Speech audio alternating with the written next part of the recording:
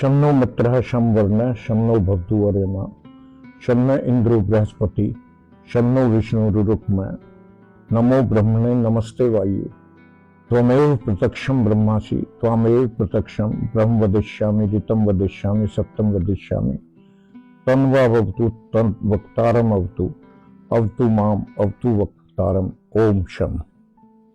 पिछले भाग में हमने वेदों के बारे में कि वेदों में ईश्वर को कैसे डिस्क्राइब किया हुआ है। विषय ये था कि हम उपासना ईश्वर की कैसे करें। हम एक चीज को जानते नहीं तो उसके बारे में कोई क्या बात कहेंगे। तो इसलिए उपासना की दृष्टि से वैसे तो ईश्वर इतना विशाल है, उसको डिस्क्राइब करना किसी भी व्यक्ति के, किसी भी विद्वान के, किसी भी महात्मा के बस का बात नहीं है। लेकिन जितना हम जानते हैं और जिस पर्पज के लिए हमें जरूरत है उतना हम अवश्य समझ सकते हैं। तो वेदों में ईश्वर को क्या बताया है कि ईश्वर पूरा, जैसे मैंने बताया था, सर्वशक्तिमान, निराकार, सर्वव्यापक, सब जगह विद्वान है। तो इस तरह जो चीज है जिसकी कोई आकृति नहीं है, जिसकी कोई मूर्ति नहीं है, जिसको हम देख नहीं सकते, सुन नहीं सकते, ऐसे ईश्वर के बारे में, उसकी उपासना के विषय पे आने से पहले उसे जानना अति आवश्यक है। तो आगे कंटिन्यू करते हुए वेदों में ही क्या डिस्क्रिप्शन दी है। यजुर्वेद में कहा है कि तद एजति तन नेजति तद दूरे तद्वंतिके तदंतरस्य सर्वस्य तदु सर्वस्यास्य बाह्यतः। मतलब वो इतना नजदीक है और इतना ही दूर है। कंट्राडिक्टरी बात हो गई कि नजदीक भी है और दूर भी है। तो ये जो हमने अभी इसका अनुवाद किया तदेजति तन्नेजति, तो ये लौकिक भाषा में किया। वेदों की संस्कृत थोड़ा अलग है। विद्वानों ने जो इसकी व्याख्या की है, खासतौर से महर्षि दयानंद जी ने, कि वो विद्वानों की दृष्टि में तो सब जगह है, सर्वव्यापक है, नजदीक भी है, दूर भी है, चलायमान है। वो चलायमान है और अचल है, दोनों बातें हैं। चलायमान इस तरीके से हैं कि जो मूर्ख हैं, मूर्खों की दृष्टि में हम यहां हैं तो हम जाएं हिमालय पर्वत पे, तो क्या ईश्वर हमसे पहले वहां पहुंच सकता है? यदि इस श्लोक का असली अर्थ जाने तो वो तो वहां पहले से ही मौजूद है।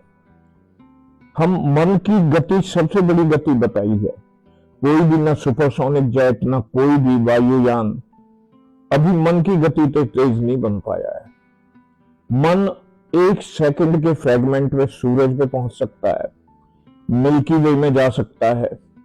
इतनी दूर जो तारे हैं जिनके बारे में हमने पढ़ा है या सुना है कि हमारे मिल्की वे के बराबर का तारा है, तो इतनी दूर जो 1 सेकंड के फ्रेगमेंट में पहुंच जाए, उससे भी ज्यादा तेज है।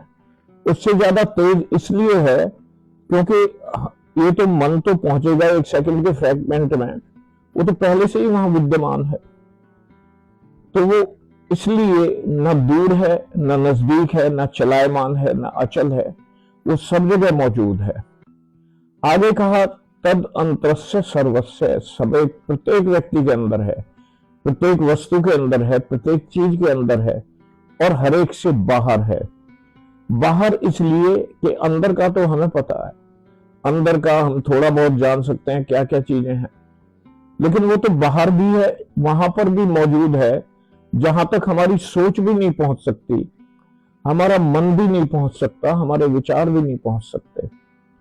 तो इसलिए ईश्वर की ये व्याख्या इस तरह का है। एक अन्य श्लोक है, सूर्य चंद्रमसौ धाता यथा पूर्वम अकल्पयत दिवंच पृथ्वींच अंतरिक्षम अथो स्वः। जो सूर्य और चंद्रमा है, ये उस ईश्वर ने पूर्व कल्प की भांति बनाए हैं। ये तो हम जानते ही हैं कि सूर्य और चंद्रमा बनाए हैं। लेकिन यहाँ एक बात और ऐड की उसकी शक्ति और उसके सामर्थ्य को दर्शाने के लिए कि कल्प हम कहते हैं कि ब्रह्म दिन को, पहले भी मैंने पहले भागों में भी इसका जिक्र किया था कि 4 अरब 62 करोड़ वर्ष, 4 अरब 64 करोड़ वर्ष जब हो तो एक दिन होता है 4 अरब 32 करोड़, और 8 अरब 64 करोड़ का दिन और रात, ये दोनों होती हैं। तो ये एक दिन का चक्र है, दिन रात्रि का। अब ये जैसे चक्र पूरा हो जाएगा 1 अरब 96 करोड़ 8,53,126 वर्ष व्यतीत हो चुके हैं, अब 27वां शुरू हो जाएगा इसका।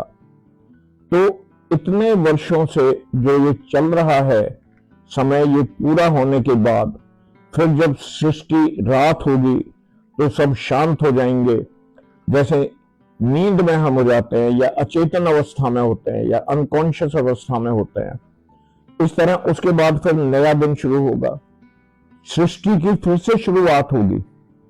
उसमें फिर सूरज, चांद, धरती, ये चीजें बनाई जाएंगी, मानव, जानवर, पहाड़, दरिया, नदियां, ये सारी चीजों की दोबारा से रचना होगी।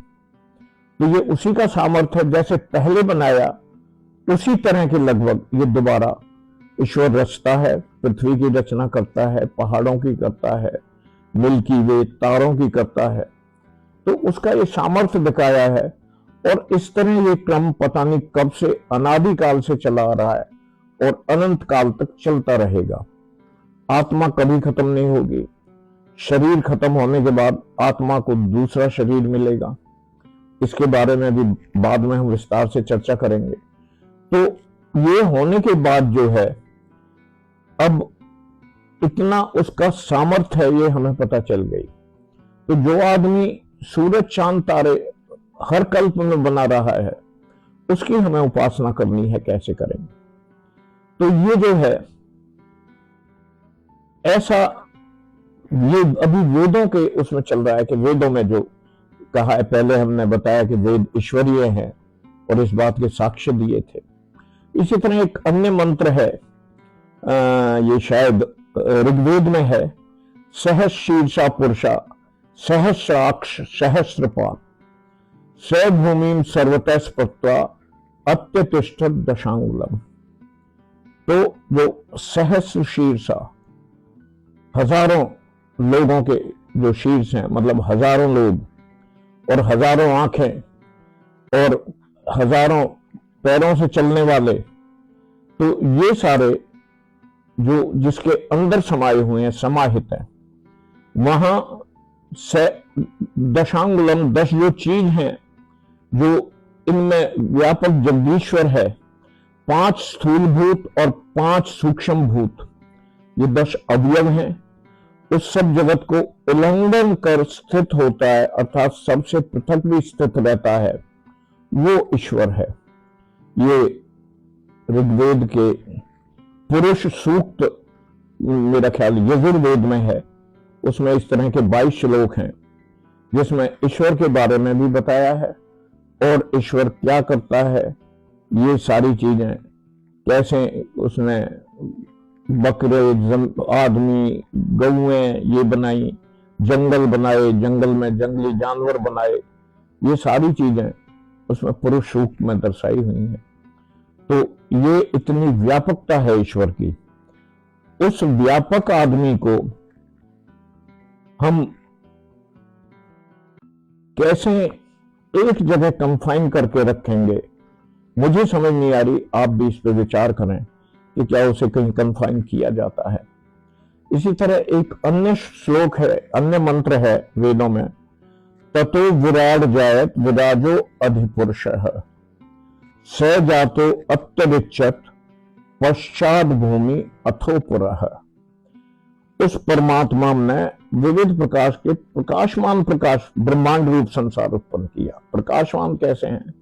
अंधेरा हो जाता है, सूरज उगता है, लाइट हो जाती है, रात होती है, चंद्रमा आता है, प्रकाश होता है। हालांकि सूर्य जैसा नहीं होता, लेकिन है तो प्रकाश। तो ये प्रकाशमान, ये चीजें सारी उसने पैदा की। और इसके अनंतर वो पहले से ही प्रसिद्ध रहा है, तो उसने पृथ्वी को भी उत्पन्न किया है। इसी तरह बाहर से पृथ्वी भी चांद की तरह चमकती है। जैसे सूरज की, चांद और पृथ्वी, इनकी अपनी रोशनी कोई नहीं है। ये सूरज से रोशनी लेते हैं। और सूरज कहां से रोशनी लेता है? सूरज को तो वही रोशनी देता है जो स्व प्रकाश रूप है, उसका अपना ही प्रकाश है। वो खुद भी प्रकाश में रहता है, औरों को भी रोशनी देता है, तो इसलिए उसे स्व प्रकाश रूप कहा है। तो ये ऐसा परमात्मा जो प्रकाशमान पदार्थों को पैदा करता है, उन लोगों को पैदा करता है जो जिसके प्रकाश से दूसरे पदार्थ प्रकाशमान होते हैं, उनसे वो प्रकाश लेके चलते हैं। तो ये जो है इस तरह का ये ईश्वर का स्वरूप हमें बताया है। तो ये स्वरूप जो है, इतना स्वरूप जानने के बाद हम विचार करेंगे कि उसकी कैसे करें। ऐसे ये तो वेदों में है। गीता में आपको ध्यान होगा, जिन लोगों ने पढ़ी है, 11वें अध्याय में जब अपना विराट स्वरूप कृष्ण जी दिखाते हैं अर्जुन को, तो जहां तक मेरी समझ है, मैं समझता हूं कि आदमी कोई इतना विराट स्वरूप दिखा नहीं सकता। उन्हें समझाया है उसके बारे में, ईश्वर के बारे में बोल के, कि भाई जब उसका भ्रम दूर करना था, क्योंकि वो उसके कहने लगा सीदंती मम गात्राणी, कि मेरे मुखम में परिशिष्य थे। तो जब आदमी को डर होता है या अचानक कोई ऐसी चीज सामने आ जाए चौंकाने वाली, तो मेरा ख्याल है हर एक आदमी के साथ हुआ है, मुख सूखने लगता है और रोम हर्षों में जाए थे, रोम खड़े होने लगते हैं, इस तरह होता है। तो उसे कहा कलभ्यम मासम गमा पार्थ, कि नैतत्व उत्पद्यते, कि ये कायरता को छोड़ो, ये तुम्हें शोभा नहीं देती। फिर उन्हें समझाया, तो वहां से ये सारी बातें बताई, ज्ञान योग, कर्म योग, सांख्य योग, सारे योगों को बता के कि भाई ईश्वर क्या है वो बताया।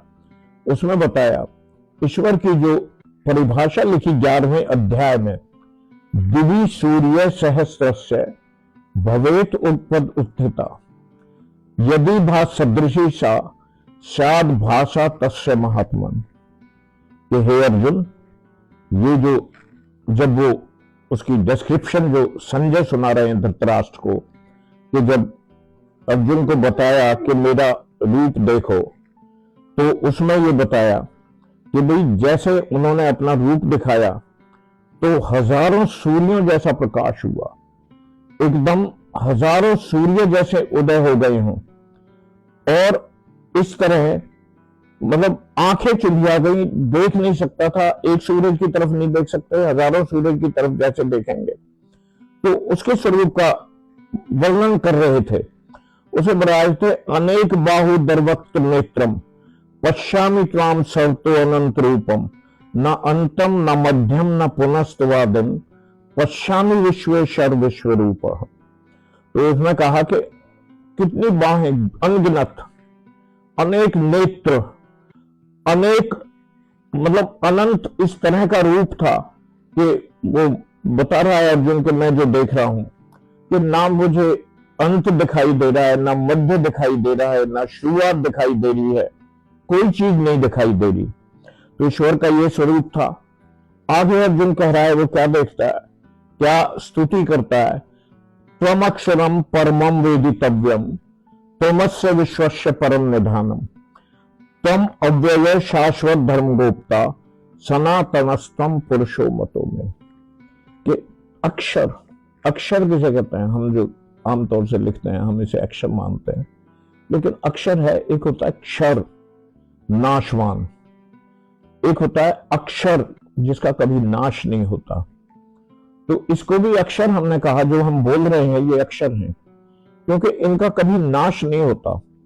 अब जैसे बोल दिए तो ये सारे ब्रह्मांड में घूम रहे हैं, खत्म नहीं होंगे।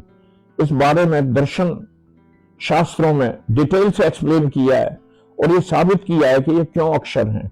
बड़े तर्क इस बारे में दिए हैं कि भाई खत्म हो गए तो आज जैसे मैंने ईश्वर कहा, ईश्वर तो शब्द तो खत्म हो गया, फिर दोबारा ईश्वर कैसे कहूंगा?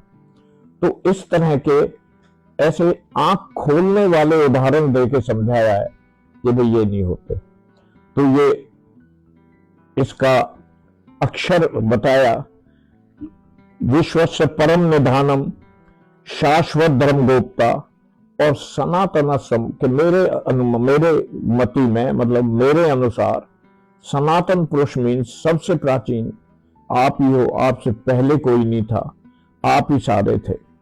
आगे उसकी स्तुति करते हुए कहते हैं, अनादि मध्यांतम अनंत वीर्यम अनंत बाहु शशि सूर्य नेत्रम पश्यामि त्वाम दीप्तहुताश्वत्थम स्वतेजसा विश्वम इदम तपंतम। तो अर्जुन बता रहे हैं क्या देख रहे हैं, क्या स्तुति कर रहे हैं उनको देख के, कि अनादि आपसे पहले कोई भी नहीं था, मध्यांतम अनंत वीर्यम सामर्थ्यशाली, आपके जैसी सामर्थ्य वाला कोई भी नहीं है, अनंत बाहु शशि सूर्य नेत्रम, आपकी भुजाएं इतनी हैं कि उन्हें काउंट ही नहीं कर सकते, हजारों सैकड़ों लाखों पता नहीं कितनी है। शशि सूर्य नेत्रम, शशि मीन्स चंद्रमा, और जो सूर्य हैं ये आपके नेत्र के समान हैं। पश्यामि त्वाम दीप्तहुताश्वत्थम स्वतेजसा, आपके तेज से ये सारा विश्व तप रहा है। तो इस तरह गीता में 11वें अध्याय में आप पढ़ेंगे तो वहां ये मिलेंगे, काफी कुछ उनके उसमें कहा गया है। एक तरह से कृष्ण योगी राज पुरुष थे। योग की डेफिनेशन योग शास्त्र में अच्छी लिखी है, वहां बताया है कि आदमी, दरअसल कृष्ण जी का बहुत ही गलत हम उनको डिपिक्ट करते हैं कि वे कहीं गोपियों के साथ कहीं कुछ नहीं, लेकिन महाभारत में ऐसा कहीं कुछ भी नहीं है।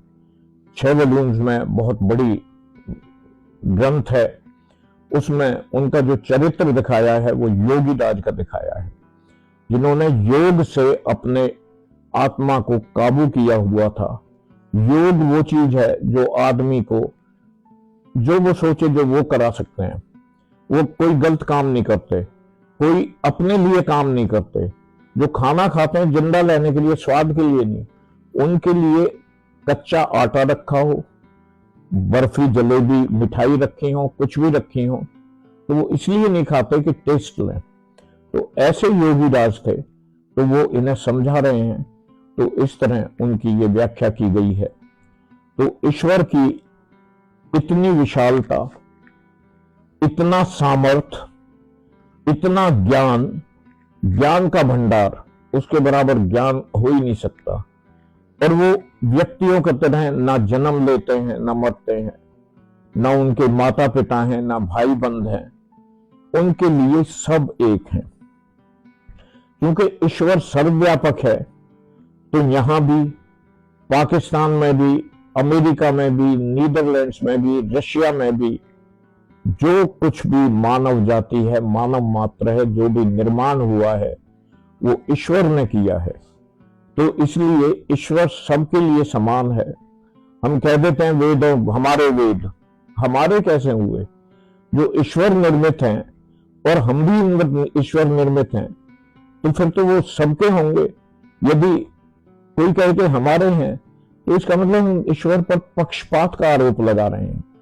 जो वेद उसने सब चीजों के लिए, सब मानव जाति के लिए बनाए हैं, हम उसे अपना कह के एक अधिकार अपना उस पर जमाने लगे, तो ये हमारी मूर्खता ही होगी। मैं समझता हूं इससे ज्यादा कुछ नहीं होगा।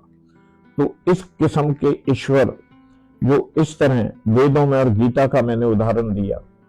अगले अध्याय में हम उपनिषदों में क्या कहा है, योग शास्त्रों में, दर्शन शास्त्रों में क्या कहा है, इस विषय पे चर्चा करके, और फिर उसके बाद उपासना पे आएंगे हम कि उपासना कैसे की जाए।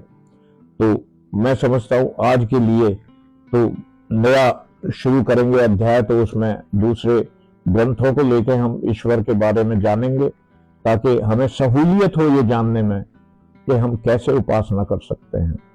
कोई गलती हो तो हमेशा की तरह क्षमा प्रार्थी हूं, त्रुटि के लिए क्षमा चाहता हूं। अगले बार जब आपके दर्शन करूंगा तो इसी विषय को थोड़ा और एक्सप्लेन करके फिर हम नेक्स्ट विषय उपासना विषय पे आएंगे। जय हिंद, जय भारत।